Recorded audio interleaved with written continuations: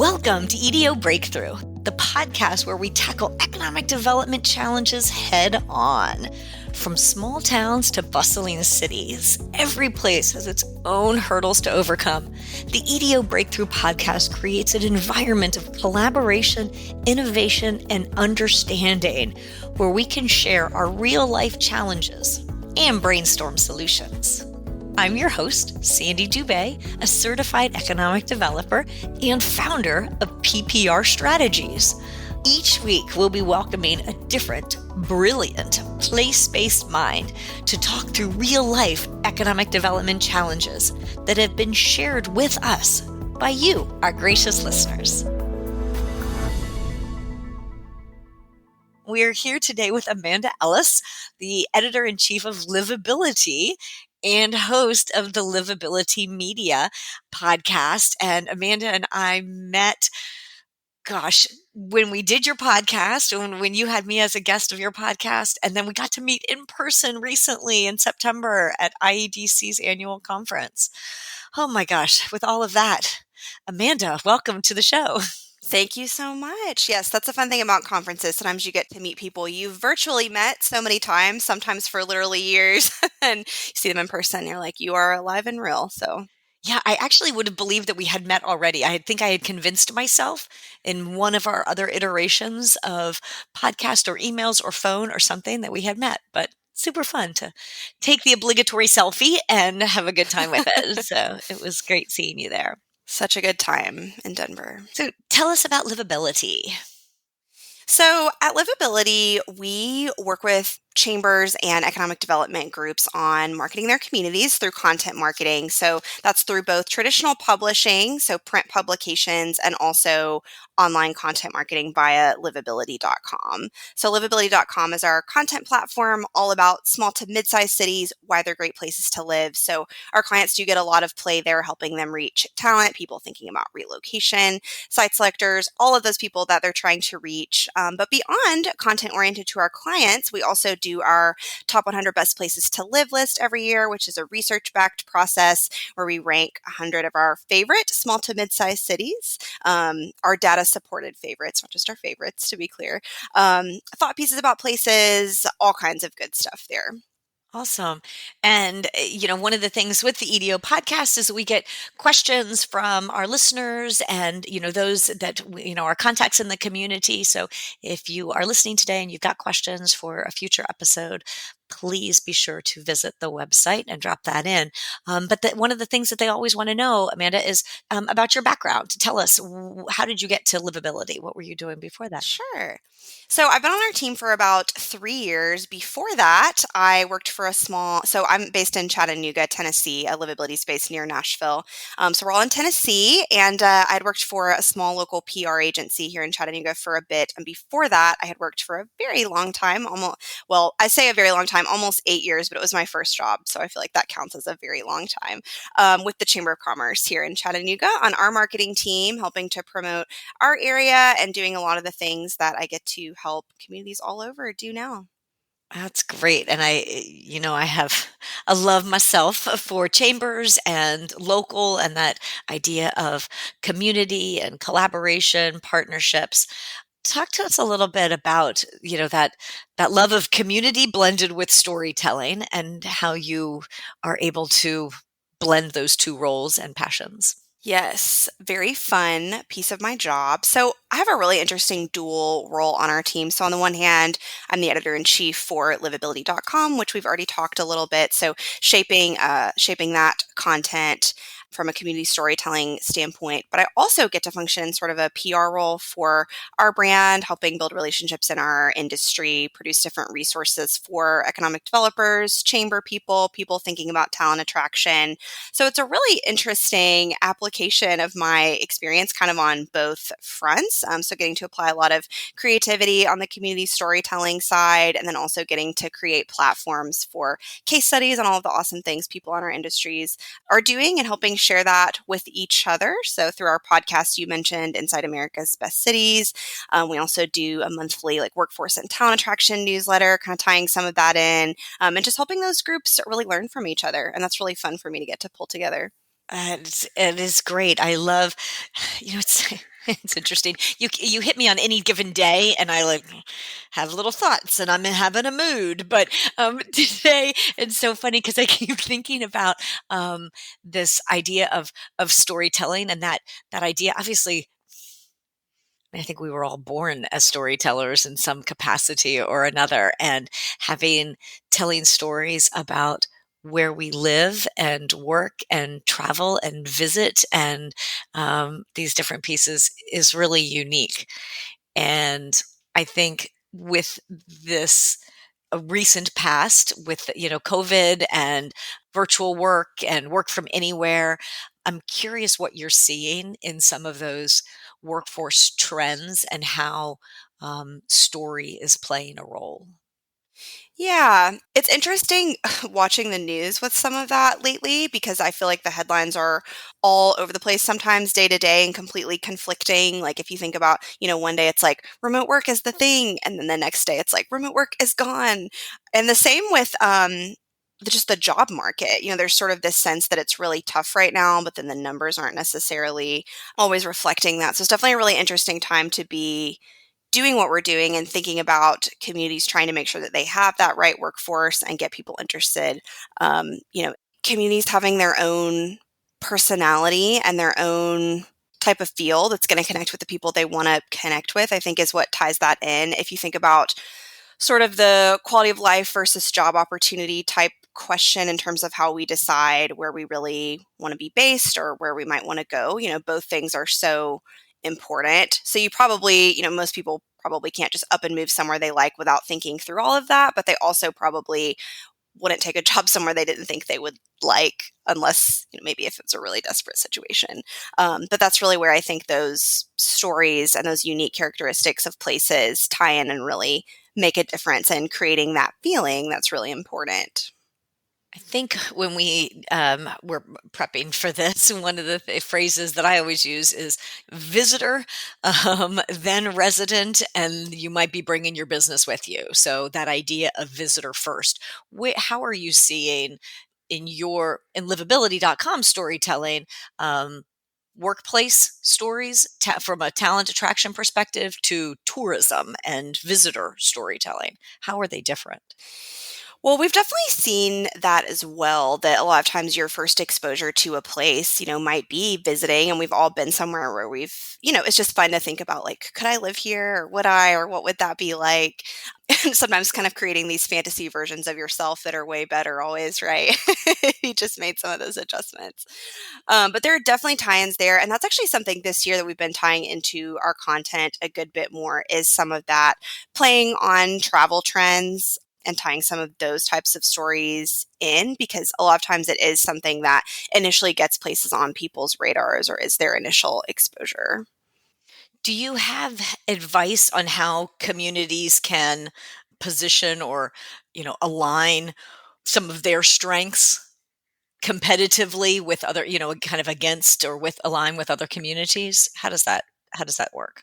Yeah, and the tough thing about that question is, in a way, if you think about it, a lot of communities are kind of promoting some of the same stuff. And so that doesn't mean that that's necessarily bad. I think some of those things that a lot of communities are promoting that are similar can still be looked at as sort of a baseline for being a great place to be. But it's really about thinking about what are the unique aspects of that and also who are your unique audiences. So, not trying to appeal to everybody necessarily, but maybe there are certain aspects of the workforce or certain career fields that you really want to appeal to. Or if you have, like here in Chattanooga, we have a lot of outdoor amenities. I know that's something we've really, tried to focus on promoting that to people that really value that. And so identifying those things, I think sometimes those things can be hard to identify yourself. And I think that's where sometimes bringing in some other sort of group like you all or like ours that do work with a lot of different communities can help you identify, like, hey, this is what's actually a really unique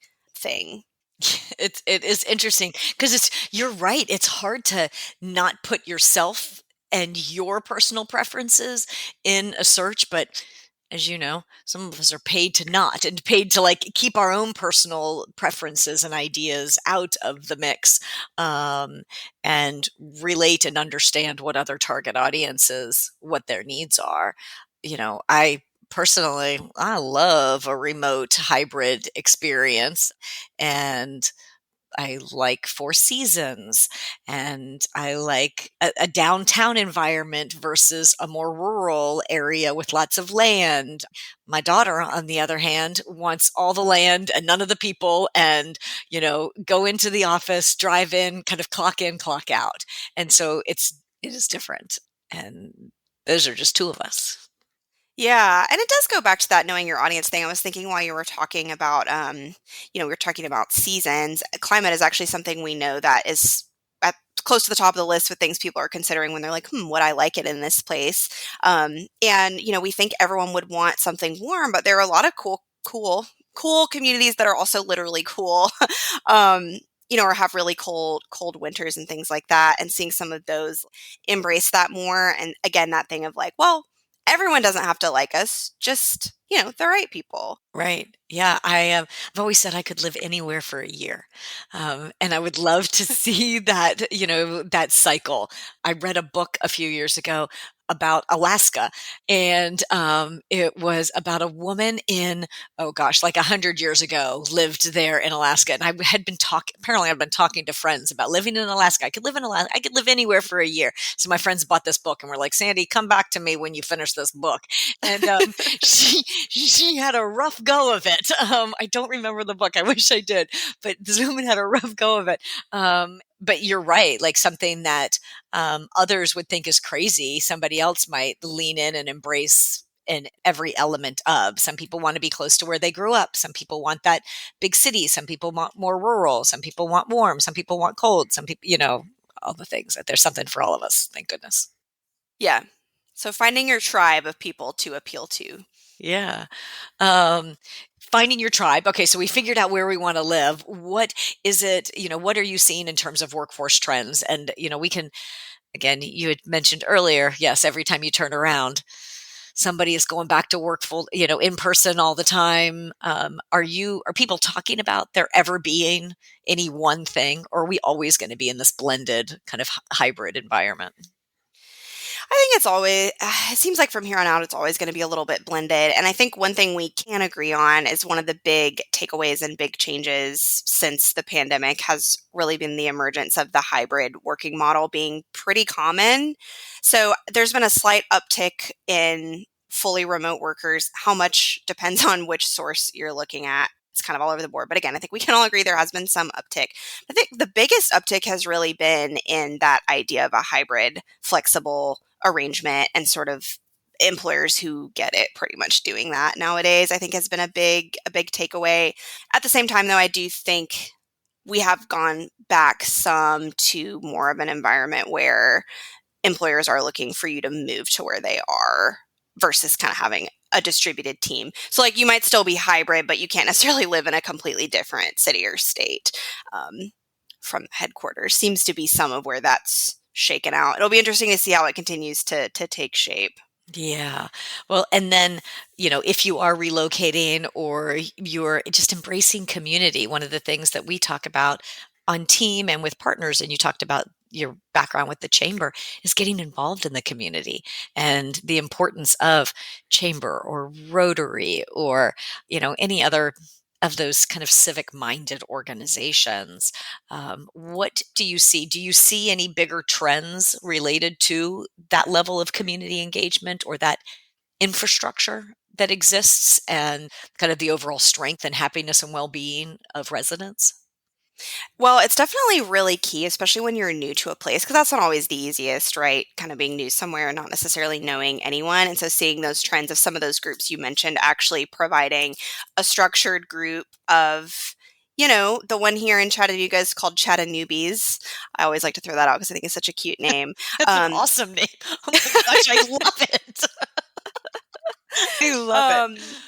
But yeah, like having that group where newcomers can meet each other, sort of feel that anchoring point, because I do think, we were talking about what really makes places special and how a lot of places promote a lot of the same stuff and kind of have a lot of the same amenities. But if you think about your own experience, what really ultimately makes places special is the experiences you have there, the relationships you have there, like something personal about you and that place is really what gives it that. And communities can't necessarily totally recreate that, but creating some of those avenues for people to feel that stickiness can be really helpful. Okay, I don't know if any of the listeners on this one are thinking about how to recreate a Chattanoobies in their own community, but fully embrace, and I think that that's great. Are you seeing any other um, elements like that, in your research, in your work, that kind of help to differentiate or embrace community, get people involved immediately? Yeah, so not only newbie groups, I've seen some that are just like kind of your typical networking happy hours. There are also others that do more activities, like they might do like hikes you can sign up for or volunteer experiences you can sign up for. And again, just helping you kind of make those first contacts. Another one is sort of a like community ambassador type program I've seen folks doing. So they'll have sort of a group of people that have agreed to be a first point of contact for people that have just moved, or maybe even if you're thinking about moving and just sort of want to talk to someone there about how they like it or what neighborhood you should live in, you can get paired up with someone that, maybe has some things in common with you and talk through that. I think that is a really neat idea. A couple of those are Indianapolis has a group called the Indie Fluencers. Again, love the names, playing on their city names. Louisville has something like that. I believe those are called the City Champs. So a couple communities that have played with that, which I think is really neat, sort of helping you just get that feel a little bit earlier on and feel like you're getting involved and know some people. Hmm. Yeah, I love that idea of finding a niche and and embracing it. So I'm curious. I know on your podcast we talked a lot about effective marketing strategies and things like that. I'm curious if you've got thoughts on how to communities can attract a diverse audience base. Obviously, businesses, residents, workers, things like that. What are you seeing out there? Well, I would be remiss working with the group that I do. I think content marketing is one of the most powerful tools for that, whether that's working with a group like us or even creating something like that on your own, building that out through your website. And you talked about diverse audiences. So, what I like about that is it really does help you reach kind of anyone and everyone, even people you may not know are looking for information about you. So, if you think about, site selectors, they're probably looking for some information like long before they'd be contacting anyone. So having that online footprint of those stories and those things that you really want to be top of mind for people and making sure that those talking points of yours are some of the first things people see. And so working with livability is a way to do that, even just building out something, a blog on your own website. Of course, now there's a trend toward groups building out a website specifically oriented to workforce and town attraction that lays out, all the things about why they're great, maybe even has a page about, remote workers and why, and just really, kind of laying that out there and telling some of those stories. So I think that is a really, really important tool. Yeah, that's great. Yes, PPR strategies. We obviously, help people who want to tell that story on their own, on their website, on a special site, things like that. But And traditional PR too, of course, is a yeah, piece of that. sure, sure. That, that third party validation and storytelling, is certainly something that, yes, we have in-house and, work with communities to do all of those different things. I'm always fascinated. I had a conversation last week with somebody that hadn't really thought about blogging and storytelling from their community in that capacity. And they saw blogs in a different through a different lens, let's say. And so we had to help them to understand how they could kind of effectively tackle that and use it for search. Sometimes the phrase SEO gets a kind of a bad rap, and we're not just out there like trying to beat the search engines and get the numbers and stuff.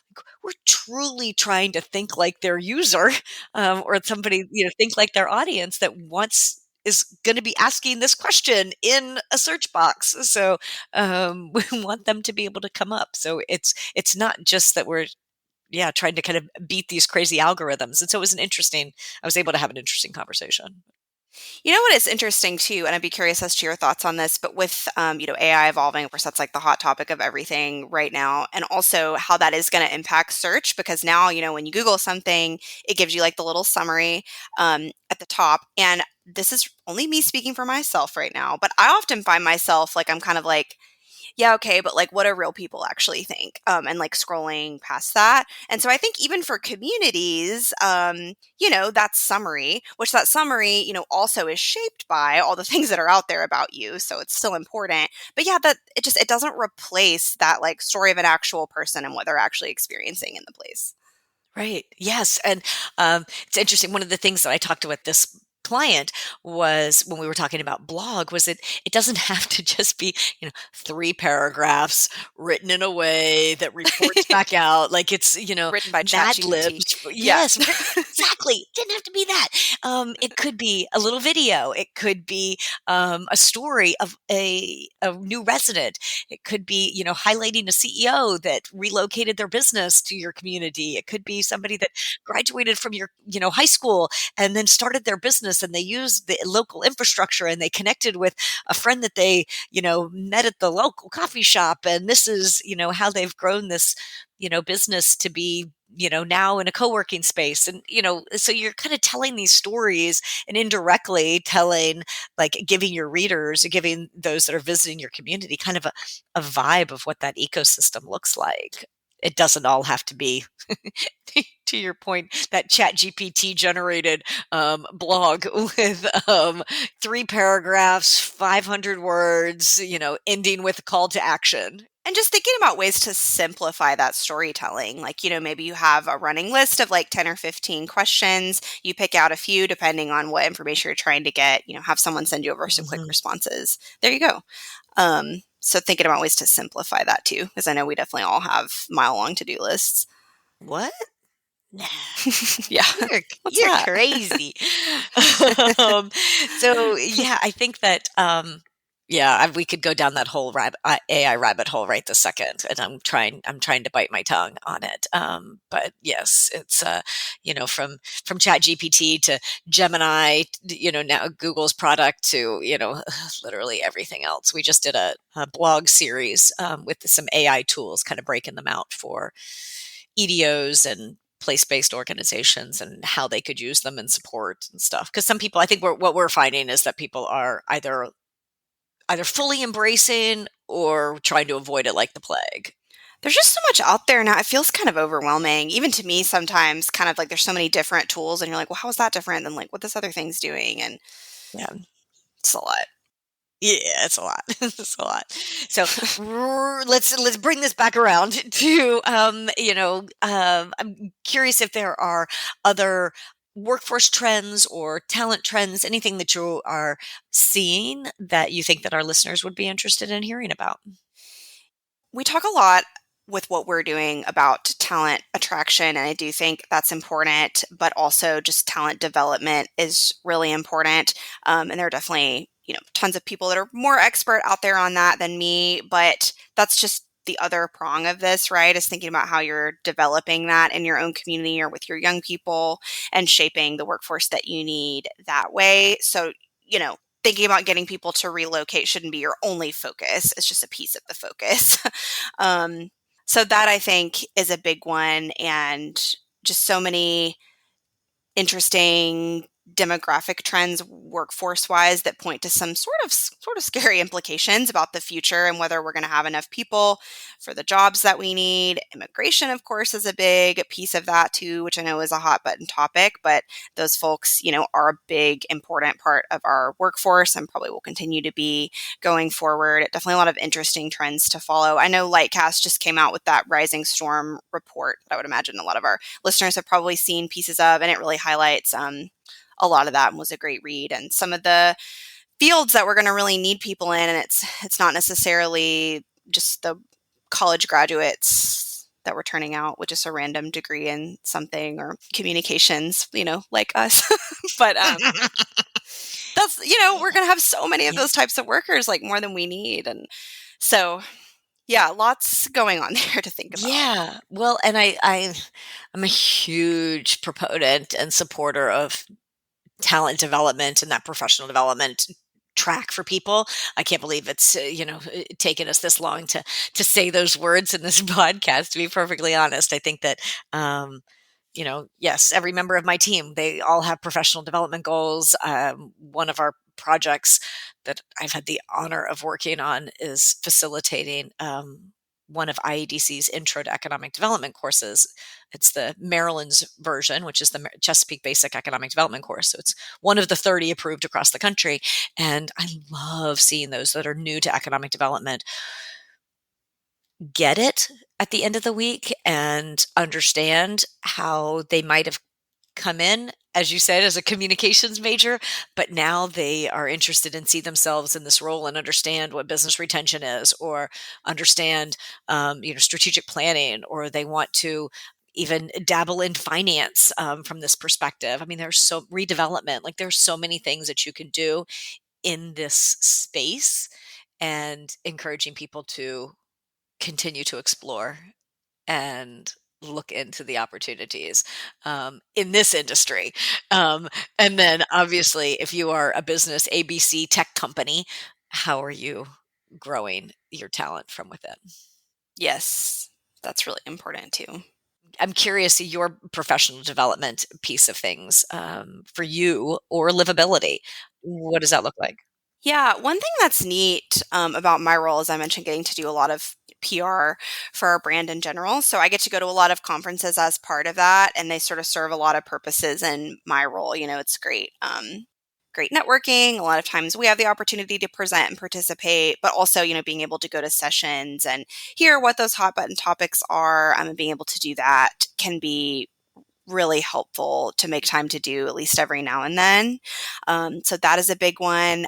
We also have been experimenting internally with some like cross departmental work groups this year and we're pretty much an all remote team. So we do sometimes trying to figure out that like how to make that work the best.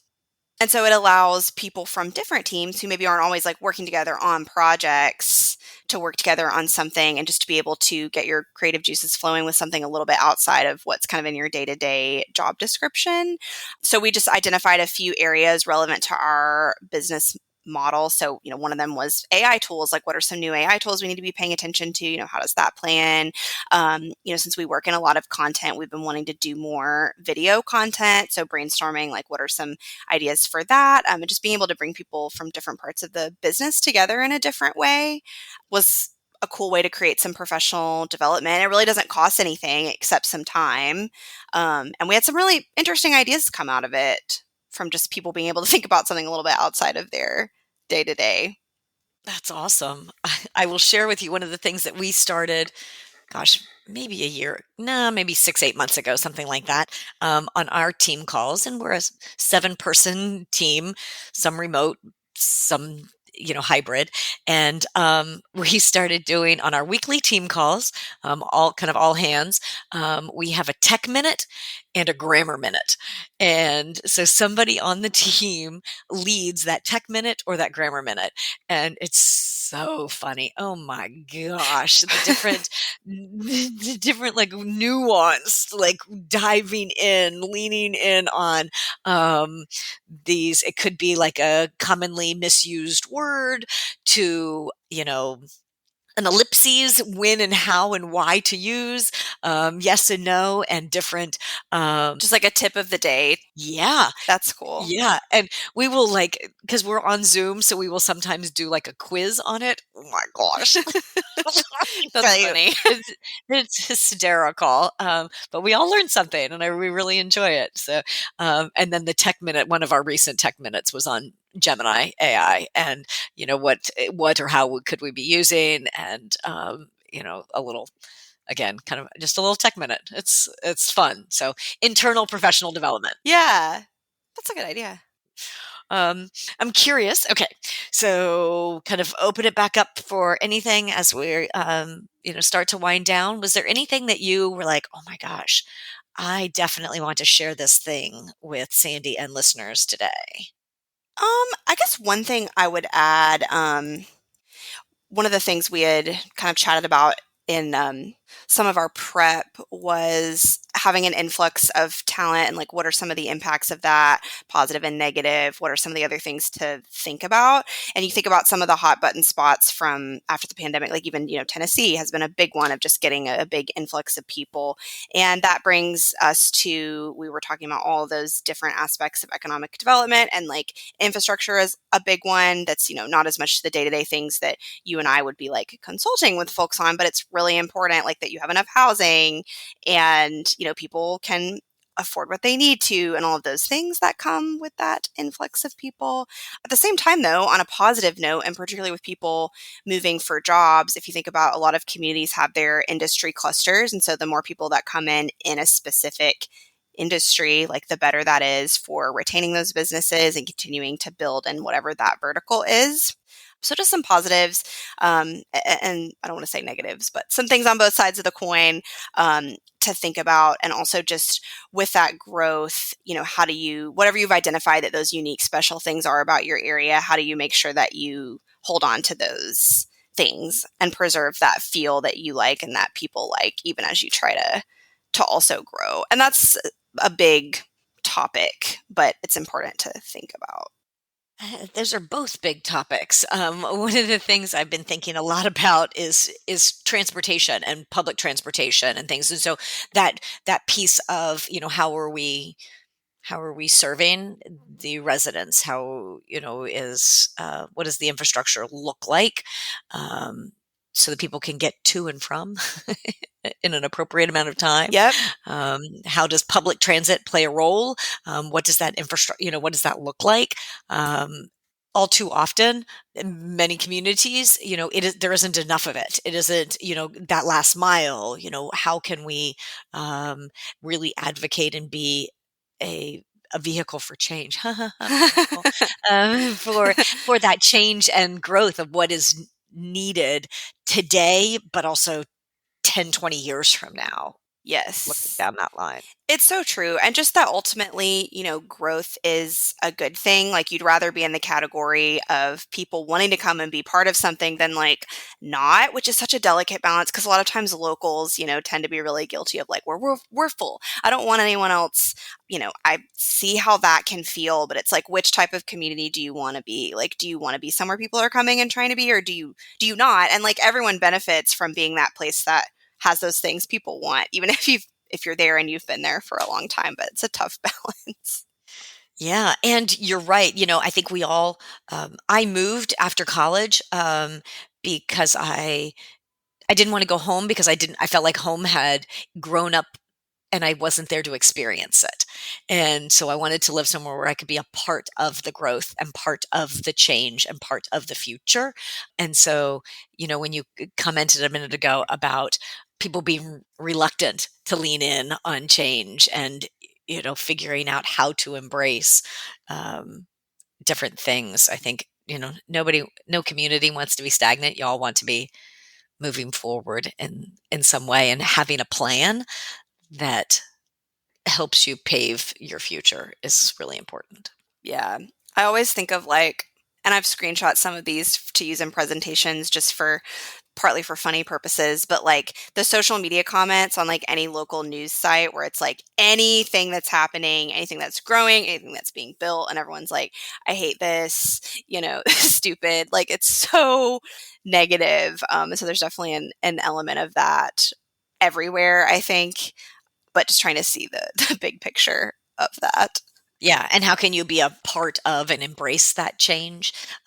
Be a part of it for the future. Not everything is going to stay the same. I mean, truly. Yeah, we do a presentation that's, love where you live, like the benefits of small and mid-sized cities versus larger cities, how can you be part of that, help your place, grow well. And that's one of the things we talk about is like not just being that naysayer person. Not that you can't ever like constructively disagree, right? But just don't be the like person that's just always like no and always negative and, not trying to build up and build on the things that are happening, and yeah, maybe trying to make it better if you don't agree with it instead of just being the keyboard warrior, I guess. Yeah. I have not heard that phrase before. Keyboard warrior. Yeah, that's good. Yeah, you're right. You're right. Cool. Um, okay, well, we will drop into the show notes where people can find you, LinkedIn, emails, websites, all those details. But as our final question, what would you say has been your EDO breakthrough? Oh gosh. I mean, I think like a lot of people, almost everybody probably in this industry, like you sort of just fall into doing it. I started working at our chamber right after college. I didn't know what chambers did really. Um, but once I got into it, I actually found it really interesting. And even things on the economic development side that some people would probably think are boring, like writing the news releases for the manufacturer that's, growing the whatever operation and having to explain a little bit of the nuts and bolts of whatever it is they make or do. But I actually found that really interesting. And it really is a field that reaches and touches so many different things. So I really enjoy that about it. And I think it's work that really does make life better for a lot of people, which sounds kind of cheesy to say, but we're all looking for that thing in our work, I think, that makes it feel like your day isn't just a list of emails and like to-do list items, and being able to frame that bigger picture. And I think anyone in this field, it's easy to do that. I thought that was beautiful. That was not cheesy at all. Thank you very much. Cool. Well, thank you, Amanda. Thank you to our listeners today. And until next time. Thanks so much for having me. It was fun.